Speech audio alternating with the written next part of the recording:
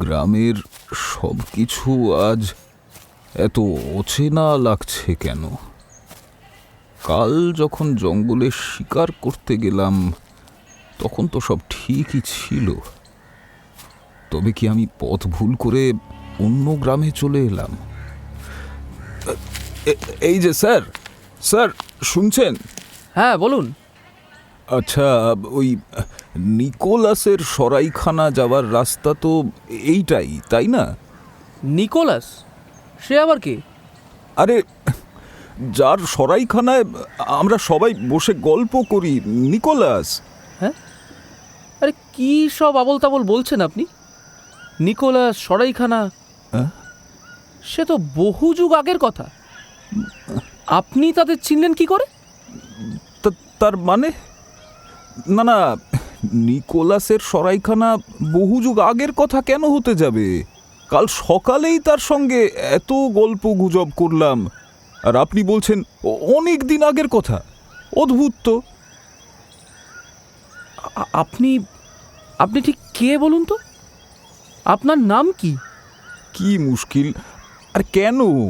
আমার নাম রিপ Van Winkle. কি বললেন? Rip Van winkle?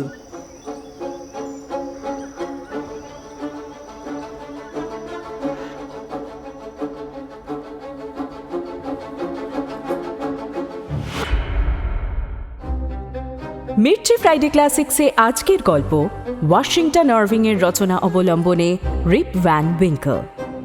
আপনারা অনেকেই নিশ্চয়ই রিপের ঐতিহাসিক ঘুমের কথা জানেন।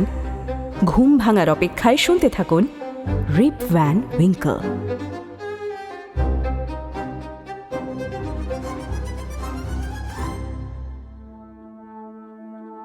যারা হাডসন শহরে বেড়াতে গেছেন তারা নিশ্চয়ই আমেরিকার নিউ ইয়র্ক প্রদেশের ক্যাটস্কিল পর্বতমালার সৌন্দর্যের কথা শুনেছেন। এই সুন্দর পাহাড়ের পাদদেশে ছিল এক অতি প্রাচীন গ্রাম, যা কিছু ডাচ উপনিবেশীয়রা একসময় প্রতিষ্ঠা করেছিল। হল্যান্ড থেকে আনানো ছোট ছোট হলুদ ইট দিয়ে তৈরি বাড়িগুলোর ছাদে ওয়েদারকক বসানো থাকত। দূর থেকে ছবির মতো সুন্দর দেখাতো গ্রামটাকে। 1760-এর দশকে এইরকমই এক বাড়িতে রিপ ভ্যান উইঙ্কল নামে একজন সদালাপী মানুষ তার স্ত্রী আর ছেলে মেয়েকে নিয়ে বাস করত। রিপ ভ্যান উইঙ্কলের পূর্বপুরুষ গ্রামের একজন নেতা ছিলেন, অনেকগুলো স্থানীয় যুদ্ধে লড়াইও করেছিলেন। রিপ কিন্তু সেই পূর্বজদের থেকে উত্তরাধিকার সূত্রে লড়াই করার মানসিকতা পায়নি। সে ছিল সহজ সরল, নরম মনের মানুষ। তার স্ত্রী ডেম ভ্যান উইঙ্কলের স্বভাব আবার ছিল উল্টো। তার মেজাজ সারাক্ষণই সপ্তমে চড়ে থাকত, তাই রিপের সঙ্গে স্ত্রীর ঝগড়াঝাঁটি লেগেই থাকত। এই তো কদিন আগে তাদের প্রতিবেশী ব্রম ডাচারকে সাহায্য করতে গিয়ে বিশ্রী ঝামেলা বাঁধল। বেচারা ব্রম তার ঠেলা গাড়িতে কিছু মাল বোঝাই করতে গিয়ে রিপকে অনুরোধ করেছিল, রিপ, হ্যাঁ শোনো না, জিনিসগুলো আমার গাড়িতে তুলে দিতে একটু সাহায্য করতে পারবে তুমি? হ্যাঁ হ্যাঁ, নিশ্চয়ই আসছি, দাঁড়াও। ধরো ধরো। Thank you Rip. তুমি সাহায্য না করলে সত্যি ঝামেলায় পড়তাম। সত্যি তোমার মনটা খুব দরাজ। আরে কি যে বলো, প্রতিবেশীদের জন্য এইটুকু করব না? যাই হোক, তুমি বরং এবার এগো ব্রম, কাজের দেরি হয়ে যাচ্ছে নিশ্চয়ই। হ্যাঁ হ্যাঁ হ্যাঁ, যাই যাই যাই। Good bye and thank you again Rip. সন্ধেবেলায় দেখা হবে। Good bye.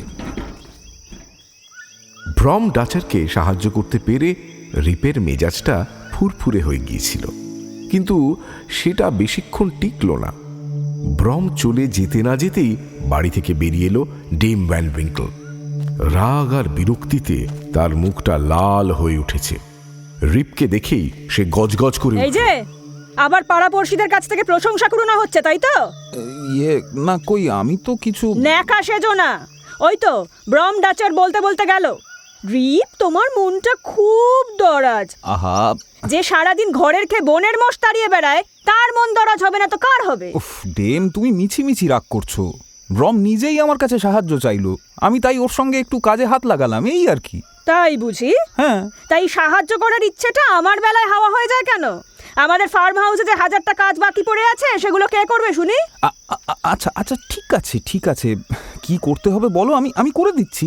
বেশ, মন দিয়ে শুনে যাও। হ্যাঁ। প্রথমে ওই ভাঙা বেড়াটা ঠিক করবে, ঠিক আছে? বেড়া? গোয়ালের ছাদটা ফুটো হয়ে গেছে, সেটা সারাবে। আচ্ছা। তারপর ফার্মের সমস্ত আগাছা পরিষ্কার করে ভেড়াদের স্নান করিয়ে আনবে, ঠিক আছে? ফার্মের সমস্ত ভেড়া? এতগুলো কাজ সব আজকের মধ্যেই করতে হবে? আজকের মধ্যে আবার কি? লাঞ্চের আগে সব শেষ করে তারপর বাড়ি ঢুকবে, আচ্ছা, না হলে বেশ। আমি কিন্তু কুরুক্ষেত্র বাঁধাবো, বুঝতে পেরেছো? যত সব। বাপরে।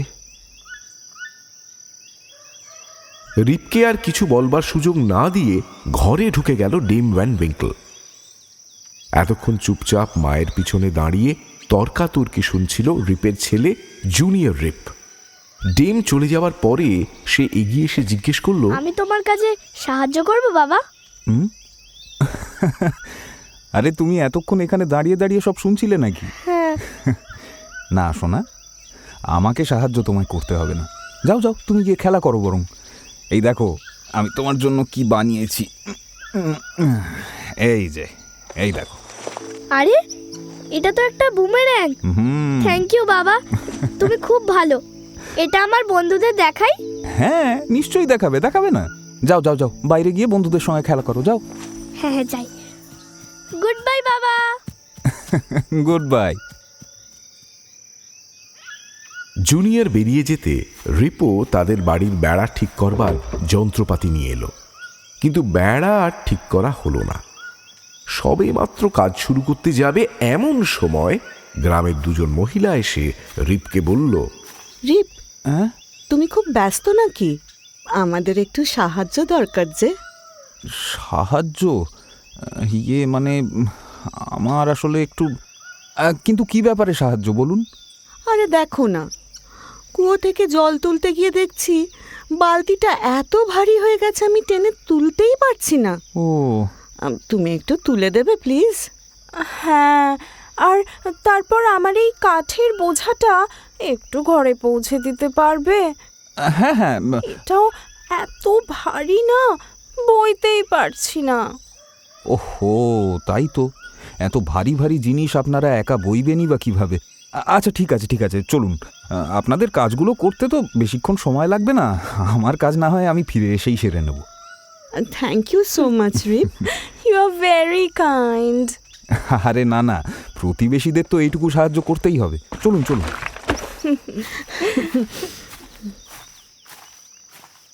দুই মহিলাকে সাহায্য করতে বেরিয়ে গেল রিপ। একটু পরে ডেম বাড়ি থেকে বেরিয়ে যখন দেখল যে বাড়ির কাজকর্ম যেমন ছিল তেমনই পড়ে রয়েছে, তখন যে সে কিরকম তেলে বেগুনে জ্বলে উঠল তা সহজেই অনুমান করা যায়। এসব অবশ্য নিত্যদিনের ঘটনা। গ্রামের সব মানুষদের উপকার করতে গিয়ে নিজের সংসারকে প্রায়ই অবহেলা করত রিপ।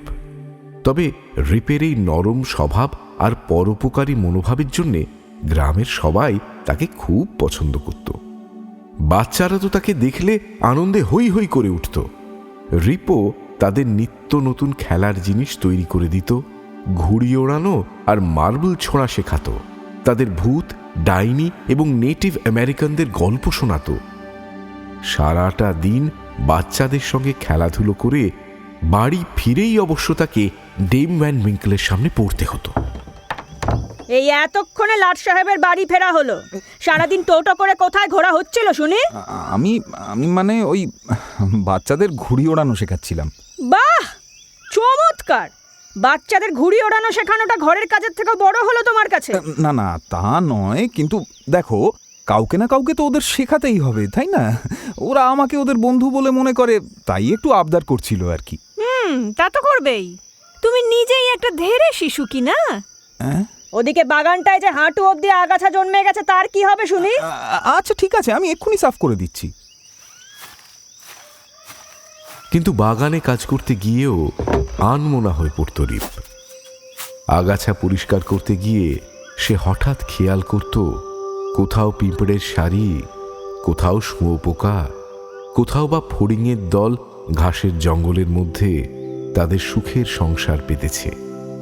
ওই আগাছার মধ্যেই রয়েছে তাদের খাবারের উৎস।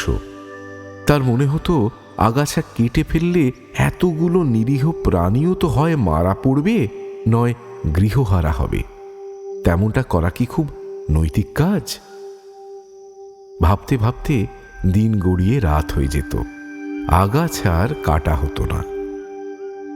এই ছিল রিপ ভ্যান উইঙ্কলের দৈনন্দিন জীবন।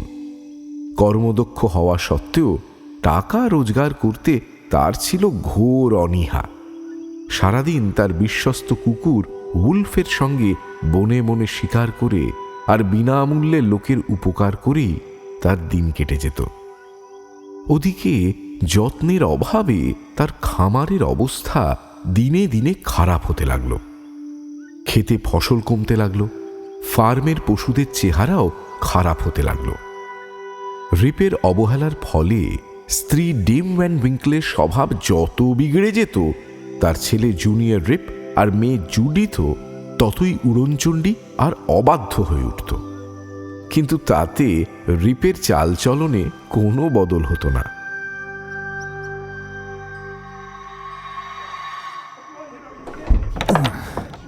Good morning Nicholas. আরে রিপ যে, আজ যে এত সকাল সকাল? কি আর বলি বলো, ঘুম থেকে উঠতে না উঠতেই ডেম এমন খিটমিট করা শুরু করলো, উলফকে নিয়ে একরকম পালিয়েই বাঁচলাম। সে আর নতুন কথা কি, তোমার বউয়ের তো কাজই হলো খিটখিট করা।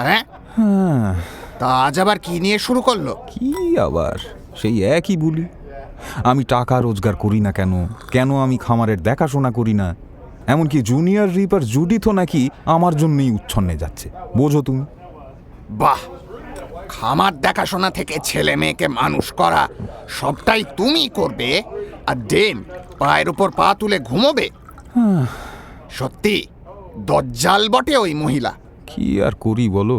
তুমি বসো তো রিপ, ওই যে ডেরিক ওখানে খবরের কাগজ পড়ে শোনাচ্ছে, ওখানে গিয়ে বসো, যাও। হ্যাঁ হ্যাঁ, যাই। প্রতিটি গ্রামের মতো এই গ্রামেও কয়েকজন কুখ্যাত অলস মানুষ থাকত। তারা সকলে মিলে নিকোলাস ওয়েডারের সরাইখানায় একটা বেঞ্চ দখল করে সারা দিন আড্ডা মারত।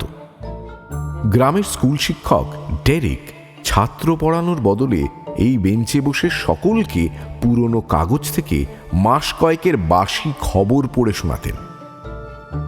সরাইখানার মালিক নিকোলাস ওই অলস লোকেদের দলটার একরকম অঘোষিত নেতা ছিল বলা চলে।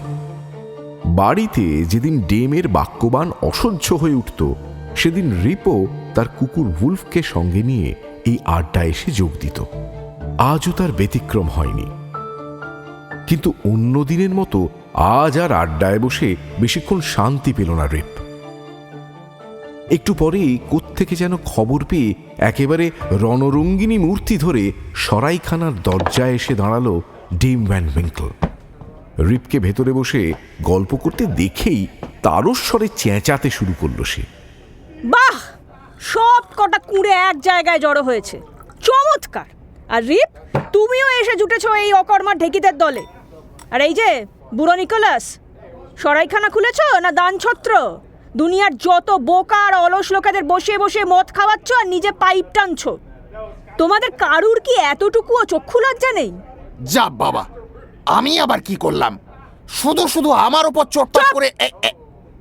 রিপ, ভালো চাও তো বাড়ি ফিরে এসো, না হলে তোমার একদিন কি আমার একদিন। আচ্ছা আচ্ছা আচ্ছা, I am so sorry Nicholas. আমি বুঝতেই পারিনি যে ও এত দূর এসে এইভাবে সবাইকে। কি আর করবে বলো ভায়া, তোমার কপালটাই খারাপ। তুমি বরং এখন বাড়ি যাও রিপ। আর শোনো, এরপর থেকে সরাইখানায় একটু বুঝে শুনে এসো, কেমন? হ্যাঁ বিলক্ষণ। আমার এই সরাইখানাটাই তো একমাত্র শান্তির জায়গা।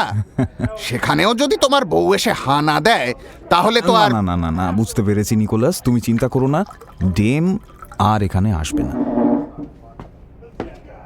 অপমান আর দুঃখে জর্জরিত রিপ সরাইখানা ছেড়ে সোজা বনের দিকে হাঁটা ধরল। পিছন পিছন চলল তার সঙ্গী উলফ। আনমনে হাঁটতে হাঁটতে কখন যে ক্যাটস্কিল পর্বতমালার সবচেয়ে উঁচু একটা টিলার কাছে চলে এসেছিল, প্রথমটায় টেরই পায়নি রিপ। যখন খেয়াল হলো তখন বিকেল গড়িয়ে সন্ধ্যা নামছে। এতক্ষণ এক নাগাড়ে হেঁটে হাঁপিয়ে গিয়েছিল রিপ। পাহাড়ি লতাপাতায় ঢাকা সবুজ টিলাটার ওপর ক্লান্ত হয়ে শুয়ে পড়ল সে। গাছের ফাঁক দিয়ে নিচে বহু মাইল জুড়ে বিস্তৃত বনভূমি দেখতে পাওয়া যাচ্ছে। অনেক দূরে হাডসন নদী বয়ে চলেছে। আকাশের কোলে পেঁজা তুলোর মতো মেঘ ভেসে বেড়াচ্ছে, আর পাহাড়ের কোলে ঘুরে বেড়াচ্ছে একদল ভেড়ার পাল। সূর্যাস্তের আলোয় সেই দৃশ্য দেখে মুগ্ধ হয়ে রিপ ভাবল, কি অপরূপ দৃশ্য! এসব যদি ডেম একটু উপভোগ করতে পারতো তাহলে কি আর ওর মেজাজ সারাক্ষণ এরকম তিরিক্ষি হয়ে থাকতো? কিন্তু না, সন্ধে হয়ে আসছে, এইবার বাড়ি ফিরতেই হবে। উলফ, কই গেলি বাবা? আয় আয়।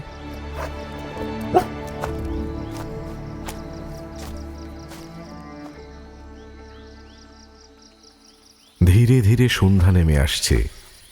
উপত্যকার উপর পাহাড়গুলো তাদের দীর্ঘ নীল ছায়া ফেলতে শুরু করেছে। ডেম ভ্যান উইঙ্কলের রাগী মুখটা মনে করে একটু জোরেই পা চালিয়েছিল রিপ। এমন সময় দূর থেকে একটা আওয়াজ শুনতে পেয়ে থমকে দাঁড়িয়ে পড়ল। কে একটা তার নাম ধরে ডাকছে না? রিপ ভ্যান উইঙ্কেল! রিপ ভ্যান উইঙ্কেল!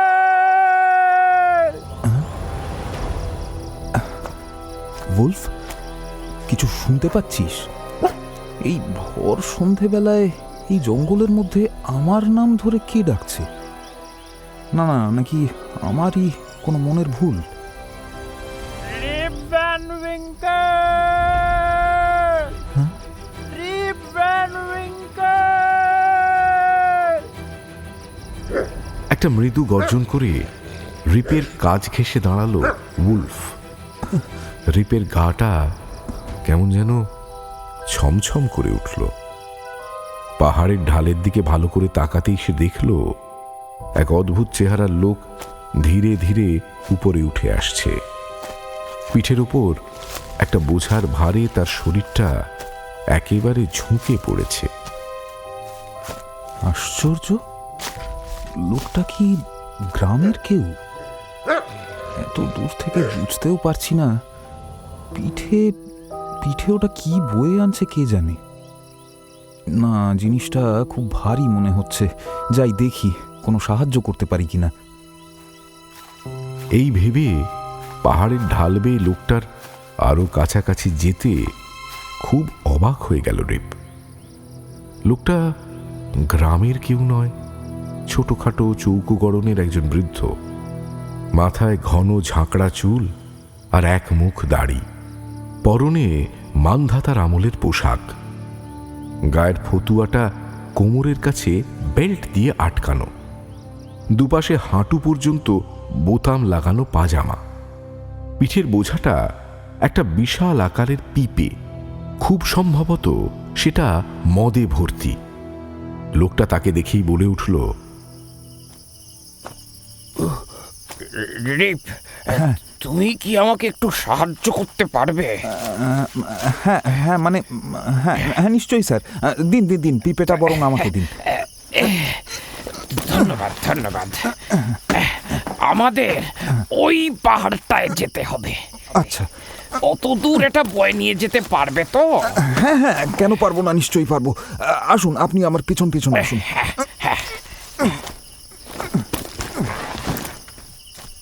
রিপ আর সেই বৃদ্ধ ধীরে ধীরে উপরে উঠতে শুরু করলো।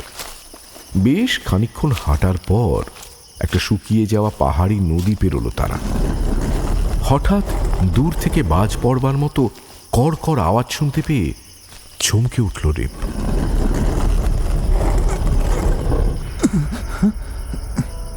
ওটা আবার কিসের আওয়াজ? মনে হলো যেন পাহাড়টার ভিতর থেকে উঠে আসছে, কিন্তু না না, কিন্তু সেটা কি করে হবে? এটা তো আর আগ্নেয়গিরি নয় যে হঠাৎ করে ফেটে পড়বে। আর এদিকে আকাশও তো পরিষ্কার, মেঘ ডাকারও কোনো প্রশ্নই ওঠে না। কি জানি।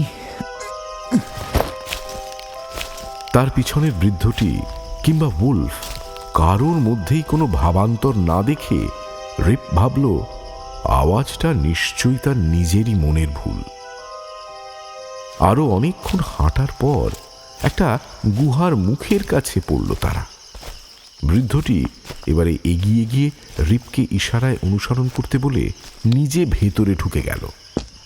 এক মুহূর্ত ইতস্তত করে রিপও গুহায় ঢুকল। পরক্ষণেই অবাক হয়ে থমকে দাঁড়িয়ে পড়ল সে।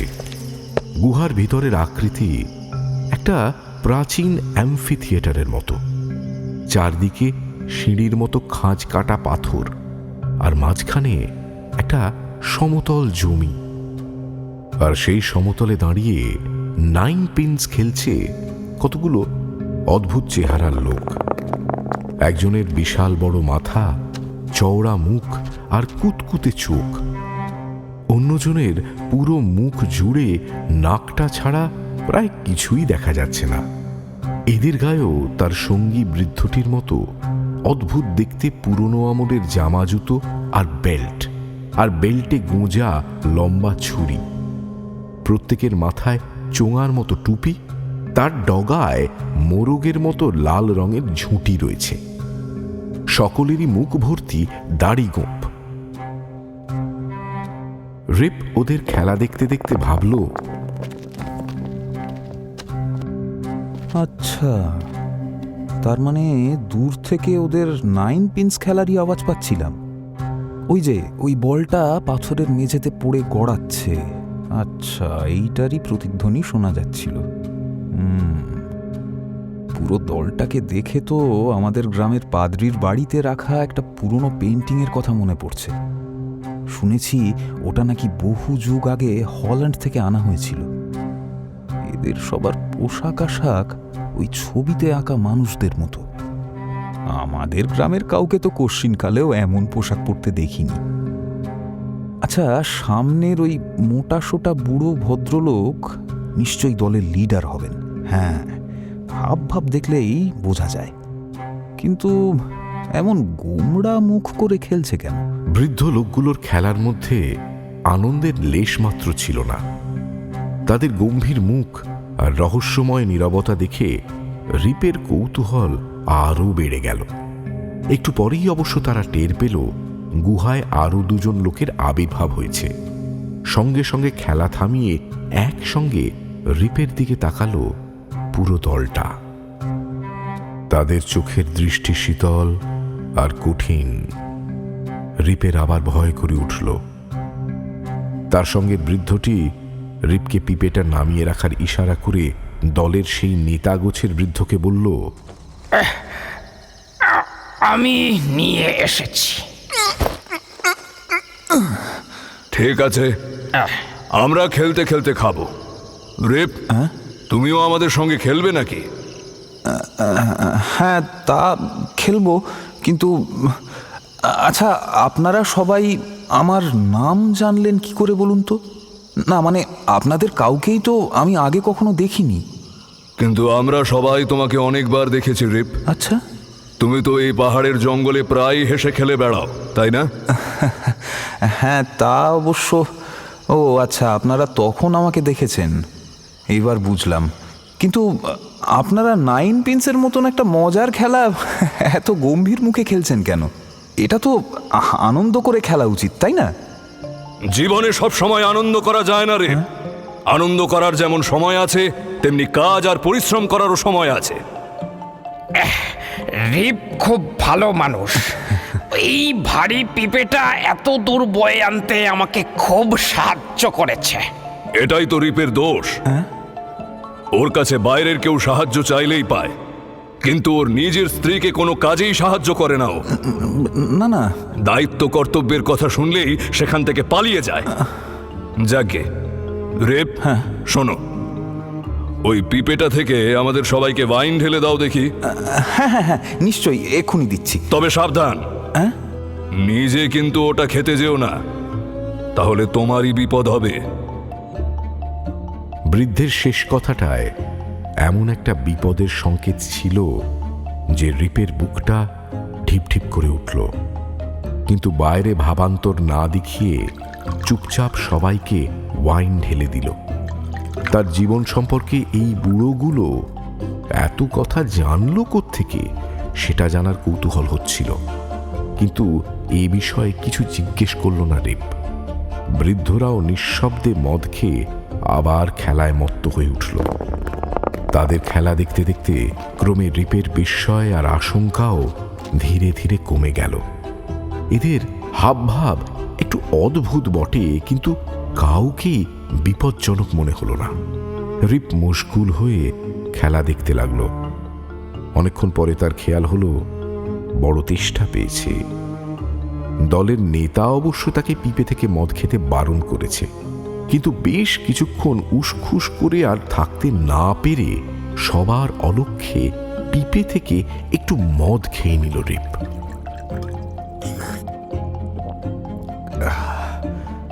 বাহ, এর স্বাদ তো চমৎকার। আমাদের গ্রামে এমন স্বাদের ওয়াইন কখনো খাইনি। ক্রিসমাসের সময় অনেক বাড়িতেই উৎকৃষ্ট ওয়াইন তৈরি হয়, কিন্তু এই স্বাদের তো কোনো তুলনাই নেই। আর একটু খাবো, কিন্তু ওই বুড়ো ভদ্রলোক যে আমাকে মদ খেতে বারণ করলেন। যাকে সামান্য একটু খেলে নিশ্চয়ই কিছু হবে না। সামান্য মদ অবশ্য সে খেল না। পানীয়টা এতই সুস্বাদু ছিল যে ক্রমেই ঘন ঘন পিপে থেকে মদ ঢেলে খেতে লাগলো রিপ।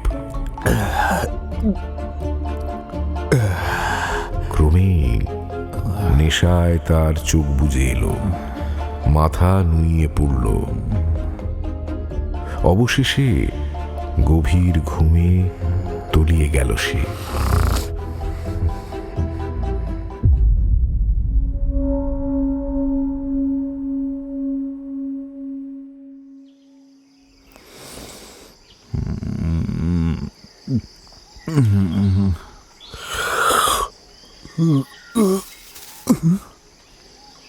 কি আমি আমি আমি কোথায়? বাহ, চারদিকে কি সুন্দর ঝলমলে রোদ, পাখির ডাক।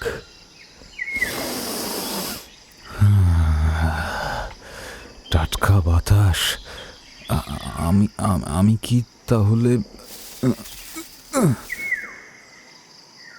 ঘুমের ঘোর কাটতে রিপ খেয়াল করল গুহার মুখটার বাইরে পাহাড়ের সবুজ টিলার উপর গা এলিয়ে শুয়ে রয়েছে সে। কি যেন একটা ঘটেছিল এখানে। হ্যাঁ, কাল বিকেলে একটা অদ্ভুত চেহারার বুড়োর সঙ্গে দেখা হয়েছিল। ধীরে ধীরে গত রাতের সব ঘটনাই মনে পড়ে গেল রিপের। ওই বুড়ো লোকগুলোর খেলা দেখতে দেখতে একটু বেশি মদ খেয়ে ফেলেছিল। কখন যে গুহা থেকে বেরিয়ে আবার টিলার উপর এসে পড়েছে খেয়ালই নেই। সে ধড়মড়িয়ে উঠে বসল। কি সর্বনাশ! কাল নিশ্চয়ই অতিরিক্ত মদ খেয়ে পাহাড়ে ঘুমিয়ে পড়েছিলাম। না, এখন ফিরে গিয়ে ডেমকে কি অজুহাত দেব? ও তো আমাকে বাড়িতেই ঢুকতে দেবে না নির্ঘাত। উঠতে হচ্ছে এবার।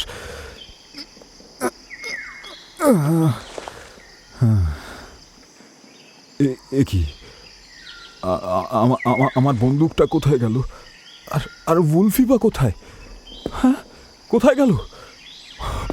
উলফ, উলফ, কোথায় গেলি বাবা? বিস্তর ডাকাডাকি করেও উলফের সারা শব্দ পাওয়া গেল না।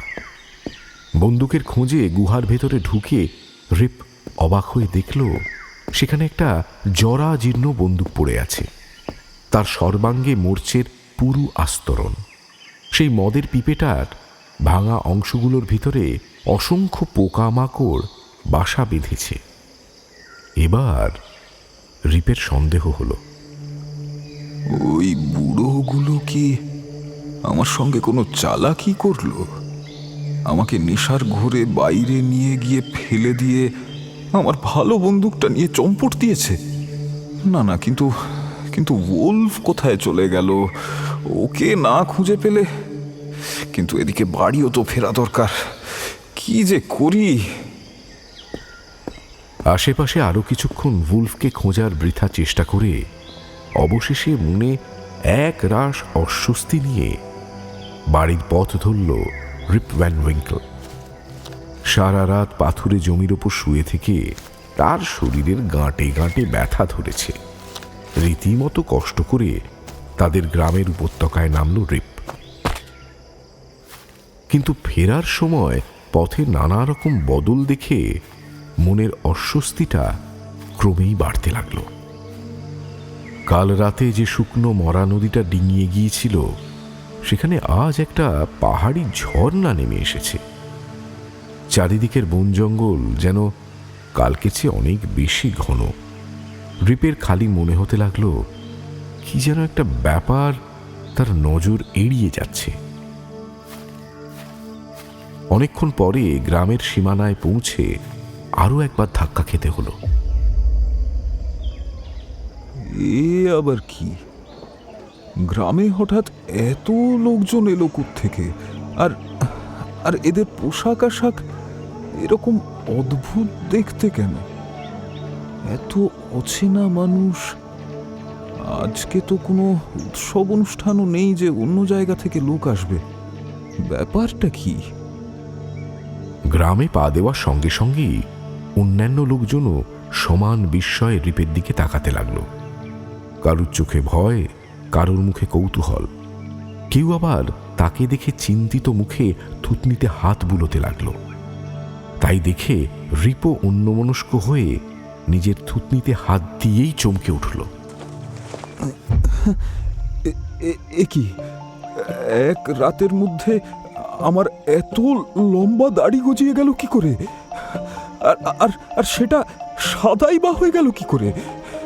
এসব এসব কি হচ্ছে আমার সঙ্গে? কাল রাতের নেশাটা কি আমার এখনো কাটেনি নাকি? প্রথমটায় রিপের মনে হলো ভুল করে একটা অন্য গ্রামে এসে পড়েনি তো।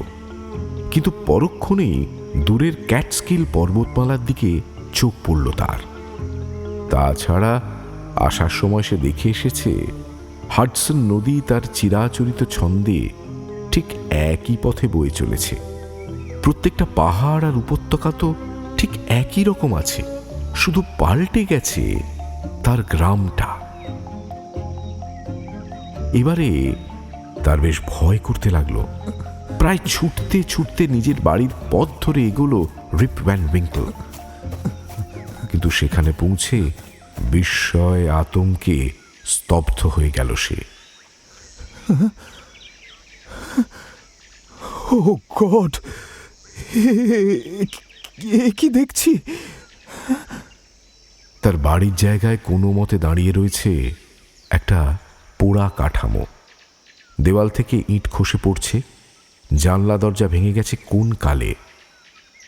সেই ধ্বংসস্তূপের মধ্যে শুধু ধুঁকতে ধুঁকতে ঘুরে বেড়াচ্ছে একটা না খেতে পাওয়া রুগ্ন চেহারার বুড়ো কুকুর। তাকে দেখে হাহাকার করে উঠল রিপ। উলফ, উলফ, তুই এখানে এলি কি করে? কি চেহারা হয়েছে তোর?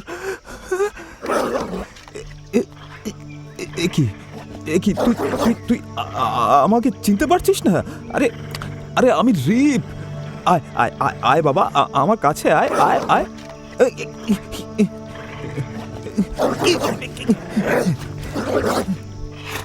উলফ তাকে চিনতে না পেরে দাঁত মুখ খিঁচিয়ে তেড়ে এসেছিল। প্রাণ ভয় ছুটে পালালো রিপ। কি যে হচ্ছে কিছুই তো বুঝতে পারছে না। এক রাতের মধ্যে তার বাড়িটার এমন দশা হলো কি করে? স্ত্রী ডিম ভ্যান উইঙ্কল, ছেলে জুনিয়র রিপ, মেয়ে জুডিথ, কারোরই তো দেখা নেই। মরিয়া হয়ে একটা পথ চলতি লোককে নিকোলাসের সরাইখানার কথা জিজ্ঞেস করতেই লোকটা তার দিকে কেমন অদ্ভুত চোখে তাকিয়ে তার নাম জানতে চাইল। কিন্তু নামটা শুনে সে অবাক হয়ে বলল, কি বললেন? Rip Van winkle? হ্যাঁ, এইটাই তো আমার নাম। কি যাতা বলছেন? মানে রিপ ভ্যান উইঙ্কল একটা জোয়ান লোক হ্যাঁ? আপনার মতো বুড়ো মানুষ হতে যাবে কোন দুঃখে? হ্যাঁ, যত সব পাগলের দল। বুড়ো মানুষ?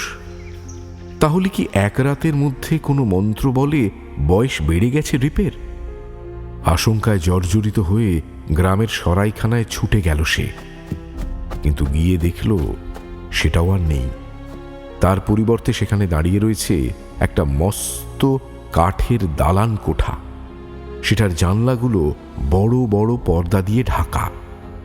দরজার উপরে লেখা the union hotel by Jonathan Doolittle. তাদের পুরনো ছোট্ট সরাইখানার দরজার পাশে যে বিশাল গাছটা ছিল, তার বদলে সেখানে দাঁড়িয়ে রয়েছে একটা মস্ত পতাকার খুঁটি। উপরে অদ্ভুত দেখতে পতাকা উঠছে একটা, অনেকটা ইউনিয়ন জ্যাকের মতো, কিন্তু নকশাটার মধ্যে একগাদা তারা আর সাদা টানা দাগ। সাইনবোর্ডে রাজা তৃতীয় জর্জের ছবির বদলে একটা নীল রঙের কোট পরা অচেনা লোকের প্রতিকৃতি। লোকটার মাথায় 3 কোনা টুপি, হাতে তরোয়াল। ছবির নিচে লোকটার নাম দেখে অবাক হয়ে গেল Rip Van Winkle. General George Washington. সে আবার কি? আর আর ইংল্যান্ডের রাজার বদলে এই লোকটার ছবি বা হঠাৎ টাঙানো কেন? সরাইখানার ভেতরটা লোকে লোকারণ্য, কিন্তু রিপ কাউকেই চিনতে পারল না। লোকজনের চরিত্র কেমন যেন বদলে গেছে।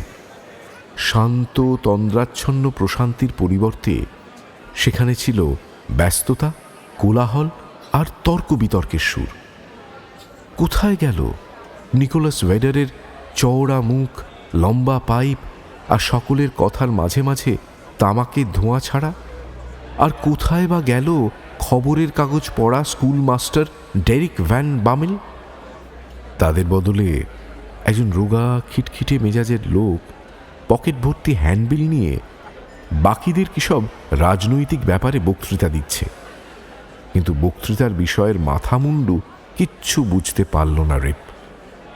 নাগরিকদের অধিকার, নির্বাচন, কংগ্রেসের সদস্য, স্বাধীনতা, মানে কি এসবের? বন্ধুগণ, আমরা অনেক লড়াই করে ইংল্যান্ডের অত্যাচারী টোরিদের হাত থেকে মুক্তি পেয়েছি। এখন আমাদের লক্ষ্য হবে এই গ্রাম থেকে সমস্ত দেশদ্রোহীদের উৎখাত করা। আমেরিকার স্বাধীনতাকে যারা মানে না, তারা নিপাত যাক, নিপাত যাক, নিপাত যাক, নিপাত যাক, নিপাত যাক। বন্ধুগণ, ফেডারেলিস্টরা এখনো ব্রিটিশ শাসকদের সঙ্গে হাত মিলিয়ে চলতে চায়, কিন্তু আমরা এই ডেমোক্র্যাট রিপাবলিকানরা এই পুরনো ব্যবস্থাকে সমর্থন করি না, করি না, করি না।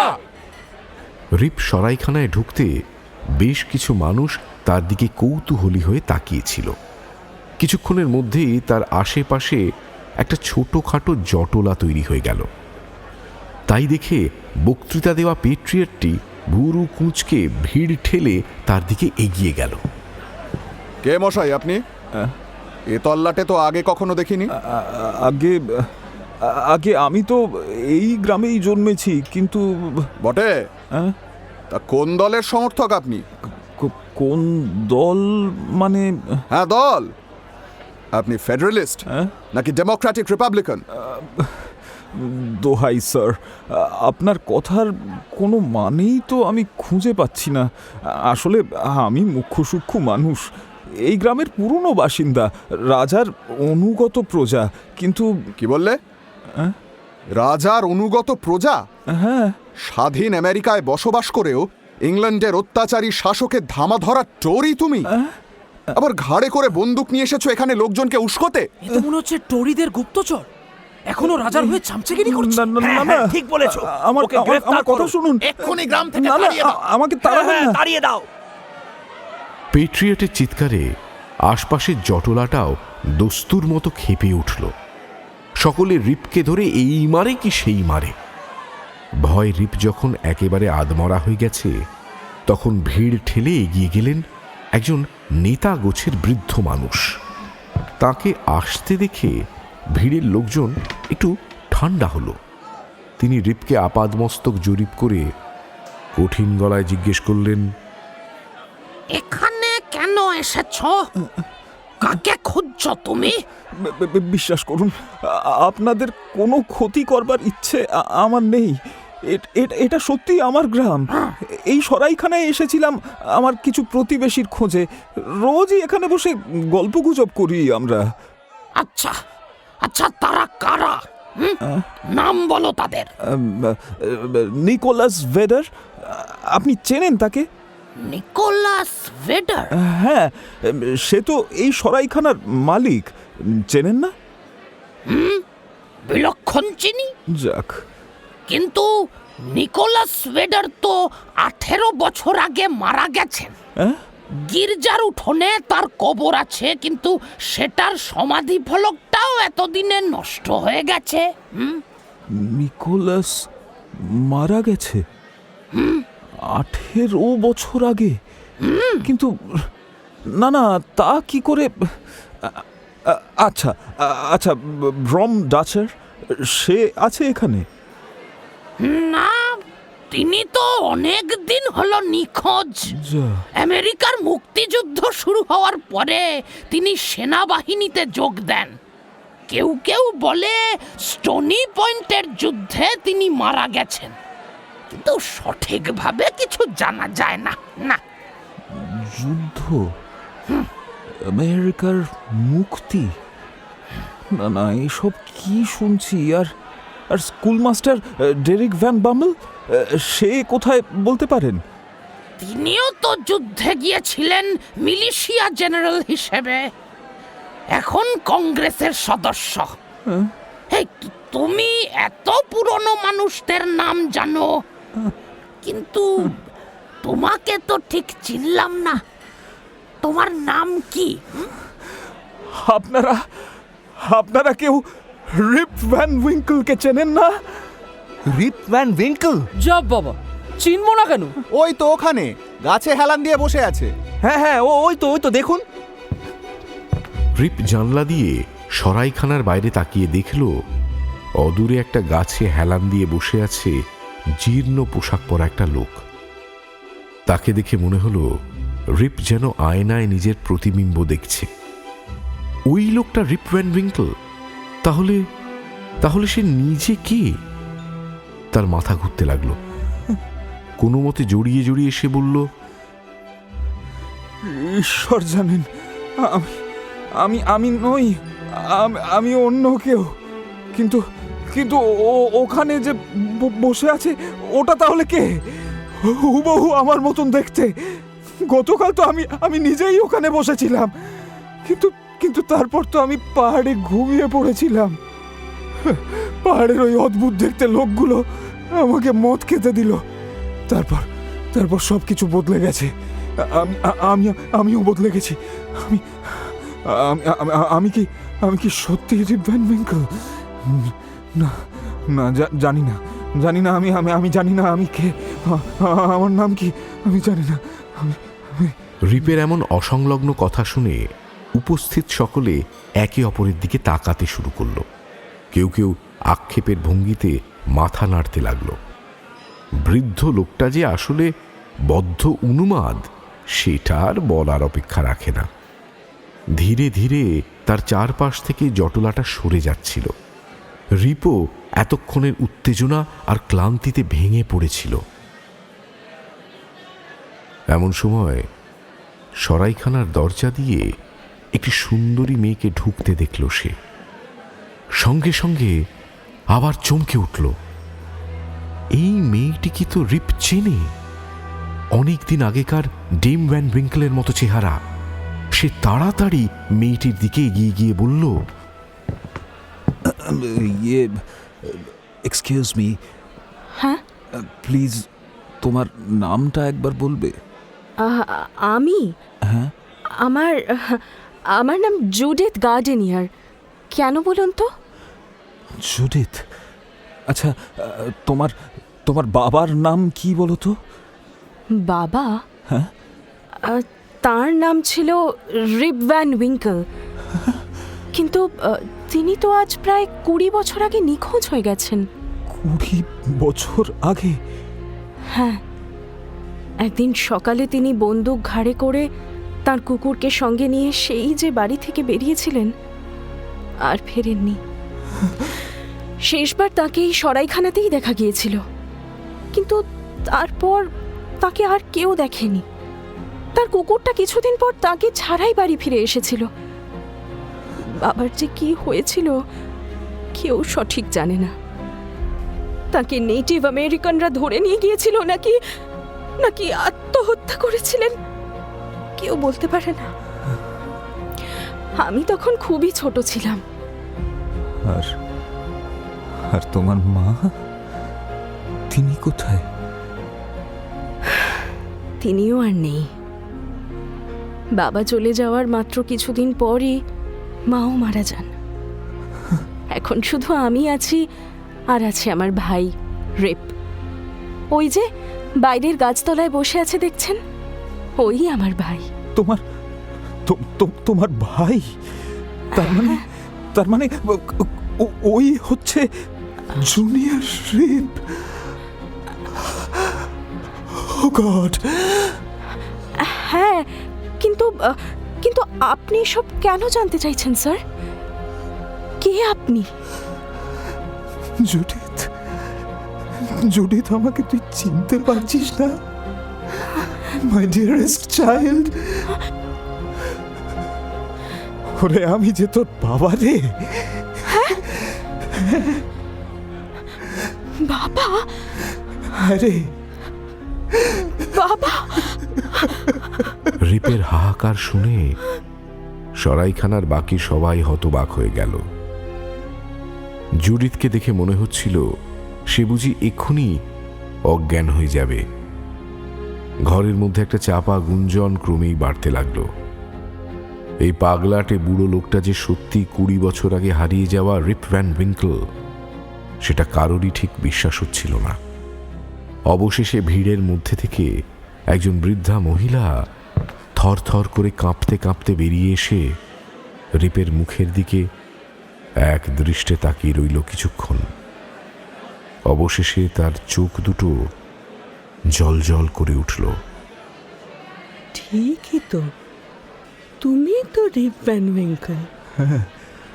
কতদিন আগে দেখেছি, কিন্তু সেই মুখ, সেই চোখ, কোনো ভুল নেই।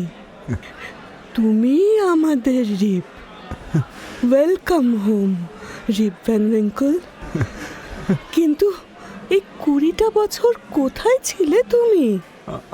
আমি মানে আরে, আমরা সবাই তোমাকে কত খুঁজেছি।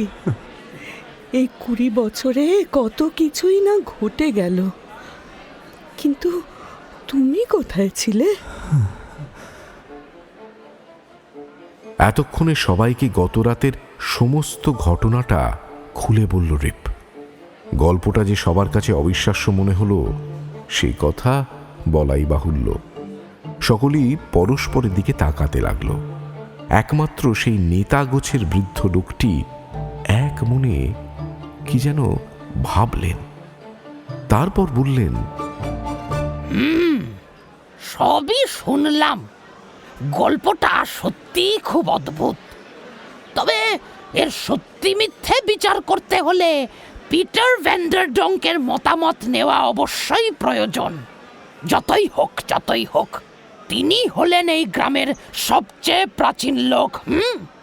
এই অঞ্চলের অনেক বিচিত্র ঘটনার সাক্ষী আছেন তিনি।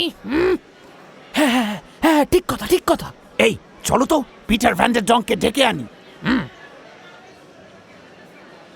সরাইখানার বেশ কয়েকজন লোক বৃদ্ধ পিটার ভ্যান্ডারডঙ্ককে ডেকে আনল।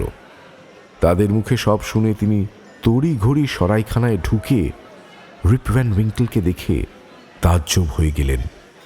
তার গল্পটা শুনে বৃদ্ধের মুখটা গম্ভীর হয়ে গেল। অনেকক্ষণ শূন্য দৃষ্টিতে চেয়ে রইলেন তিনি, যেন সুদূর অতীতের স্মৃতিতে ডুবে গেছেন। অবশেষে তিনি বললেন, রিপ ভ্যান উইঙ্কল যা বলছে তার সবটাই সত্যি। ওর কোনো মতিভ্রম হয়নি। বলেন কি পিটার? ঠিকই বলছে। আমার নিজের পূর্বপুরুষদের ইতিহাস ঘেঁটেই জানতে পেরেছি যে ক্যাটস্কিল পর্বতমালার এই অঞ্চলে নানা রকম অদ্ভুত অতিলৌকিক প্রাণীরা বাস করে। এ তল্লাটের কিংবদন্তি কি বলে জানো? না তো, কি বলে? কি বলে? এই দেশের প্রথম আবিষ্কারক মহান হেনরিক হাডসন প্রতি 20 বছর অন্তর তার দলবল নিয়ে ক্যাটস্কিল পর্বতমালার চূড়ো থেকে আমাদের এই গ্রামের ওপর নজর রাখেন। আমার বাবাও তো একবার পুরনো আমলের ডাচ পোশাক পরা কিছু লোককে পাহাড়ের ওপরে 9 পিনস খেলতে দেখেছিলেন। এমনকি আমি নিজেও এক গ্রীষ্মের বিকেলে তাদের ওই 9 পিনস খেলার বলের শব্দ শুনেছিলাম। মনে হচ্ছিল যেন দূরে কোথাও বজ্রপাত হচ্ছে। পিটার ভ্যান্ডেরডঙ্কের কথা শুনে সবাই আশ্চর্য হয়ে গেল। তাদের অঞ্চলে যে এমন রহস্যময় একটা কিংবদন্তি আছে তা তো এতদিন কেউই জানত না। হয়তো গত কয়েক প্রজন্মের মানুষেরা এসব কথা ভুলেই মেরে দিয়েছিল।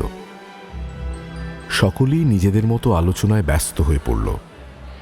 এক কোণে পড়ে রইল শুধু রিপ ভ্যান উইঙ্কল আর তার মেয়ে জুডিথ। রিপকে বিমর্ষ মুখে দাঁড়িয়ে থাকতে দেখে জুডিথ জিজ্ঞেস করল, কি এত ভাবছো বাবা? সারাদিন এত ধকল গেল, এবার বাড়ি যাবে না? বাড়ি? আমার কি আর বাড়ি আছে রে মা? সবই তো কালের ফেরে চলে গেছে। কোথায় যাব, কি করব, কিছুই তো বুঝতে পারছি না। বারে, না পারার কি আছে? এখন থেকে তুমি আমার বাড়িতে থাকবে।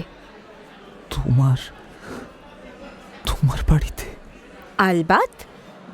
জানো, সেখানে তোমার একটা ছোট্ট নাতি আছে, তার নামও রিপ। তাই বুঝি?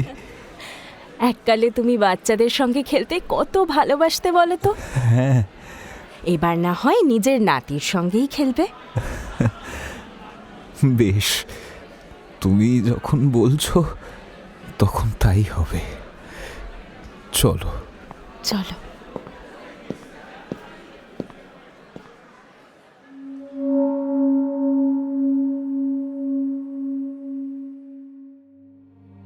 শুরু হলো রিপের এক অন্য জীবন। দেখা গেল জুডিথ তার বাবা কিংবা মা কারুর স্বভাবই পায়নি। সে সংসারের সব কাজে যেমন দক্ষ তেমনই হাসি খুশি। তার স্বামীও ভারী ভালো মনের মানুষ। সে সারাদিন চাষবাস করে আর জুডিথ তাদের বাড়িটাকে সাজিয়ে গুছিয়ে সুন্দর করে রাখে। জুডিথের স্বামীকে এক নজর দেখেই চিনতে পেরেছিল রিপ। ছোটবেলায় ওকে কাঁধে নিয়ে সারা গ্রাম ঘুরে বেড়িয়েছে, অনেক খেলাও করেছে। ওদের বাড়িতে এসে এতদিন পরে সত্যি শান্তি পেল রিপ। ওর নিজের ছেলের জীবনটা অবশ্য জুডিথের মতো হয়নি। উত্তরাধিকার সূত্রে বাবার স্বভাব পেয়েছিল জুনিয়র রিপ, তাই সেও সারাদিন গাছে হেলান দিয়ে শুয়ে বসে দিন কাটাত। রিপ ভ্যান উইঙ্কলও কিছুদিনের মধ্যেই তার পুরনো অভ্যেসে ফিরে গেল। তার পুরনো বন্ধুদের খুঁজে বের করে তাদের সঙ্গে অলস আড্ডায় যোগ দিল আবার। কিন্তু এখন সে বৃদ্ধ হয়েছে, এই তো তার অবসরের আসল সময়। তাই অলস জীবন যাপন করবার জন্য আর তাকে কেউ কথা শোনাত না। কিছুদিন পরে অবশ্য অনেক অল্প বয়সী বন্ধুও জুটে গেল তার। রোজই তাদের সঙ্গে নতুন সরাইখানায় দেখা করতে যেত রিপ। বাবা, হ্যাঁ। সাত সকালে আবার কোথায় যাচ্ছ? বাড়িতে তো কোনো কাজ নেই মা, তাই যাই একটু সরাইখানা থেকেই ঘুরে আসি। ওখানে গেলে কত কিছু জানা যায়। তাই বুঝি? তা কি কি জানলে আমিও একটু শুনি। ওরে বাবা, সে কি কম! গত 20 বছরে তো দুনিয়াটাই বদলে গেছে রে। ইংল্যান্ডের বিরুদ্ধে যুদ্ধ করে আমাদের কলোনিগুলো স্বাধীন হয়ে রাতারাতি একটা নতুন দেশ গড়ে ফেলেছে, ভাবা যায়? রাতারাতি তো তোমার জন্য বাবা, আমাদের জন্য 20 বছর। হ্যাঁ তা বটে, কিন্তু জেগে থাকলেও 20 বছর কাটতে বেশি সময় লাগে না জানিস মা। মনে হয় চোখের পলকে সব কিছু কেমন বদলে গেছে। বুঝলি জুডিথ, আমি পলিটিক্সের বিশেষ কিছুই বুঝি না, তবে স্বৈরাচারীর অধীনে যে বেশি দিন থাকা যায় না সে কথা আমিও মানি। সত্যি, জীবনের দীর্ঘ সময় ধরে ডেম ভ্যান উইঙ্কলের স্বৈরাচার সহ্য করে রিপ বড়ই কাতর ছিল। তাই এখনকার মুক্ত জীবনকে পুরোপুরি উপভোগ করে সে। নিকোলাস ভেডারের মতো রিপও সরাইখানার দরজার কাছে একটা বেঞ্চে নিজের জায়গা করে নিয়েছে। গ্রামের একজন বয়স্ক মানুষ আর যুদ্ধের আগের ইতিহাসের একটা অংশ হিসেবে সকলে তাকে শ্রদ্ধা করে। নতুন সরাইখানায় আসা প্রত্যেক পরিচিত ও অপরিচিত ব্যক্তিকে রিপ তার গল্প শোনায়। গল্পটা শুনে অনেকেই বিস্তর সন্দেহ প্রকাশ করে, রিপকে খ্যাপায়, কিন্তু গ্রামের বয়স্কদের মধ্যে প্রায় সকলেই মনে মনে বিশ্বাস করত গ্রীষ্মের দুপুরে ক্যাটস্কিল পর্বতমালার কোনো এক গুহায় হেনরিক হাডসন এবং তার দলবল 9 পিনস খেলায় মেতেছে। গ্রামের অনেক অলস পুরুষের মনেও বাসনা ছিল একদিন যেন এই দলের সঙ্গে আচমকাই দেখা হয়ে যায়। তারপর তাদের বানানো জাদু ওয়াইন খেয়ে 20 বছর পাহাড়ের কোলে ঘুমিয়ে থেকে একদিন আবার গ্রামে ফিরে এসে সকলকে তাক লাগিয়ে দেবে তারা, ঠিক যেমন দিয়েছে রিপ ভ্যান উইঙ্কল।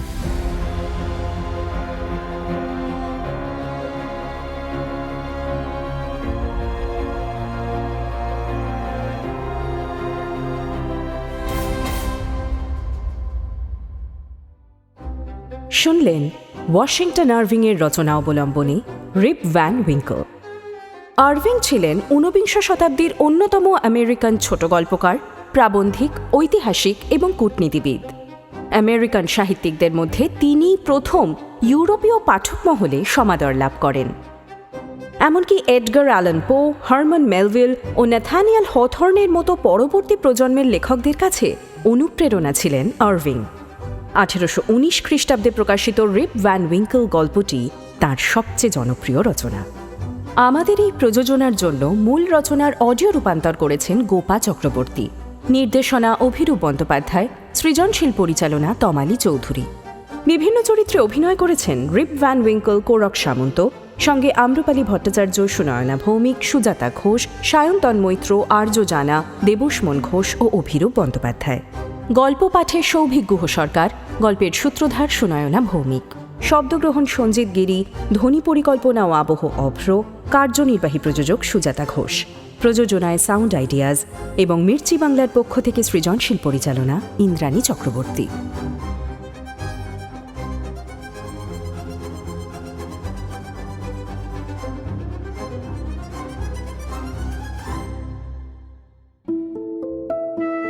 মির্চি ফ্রাইডে ক্লাসিক্সে শুনুন বাংলায় বিশ্বসেরা।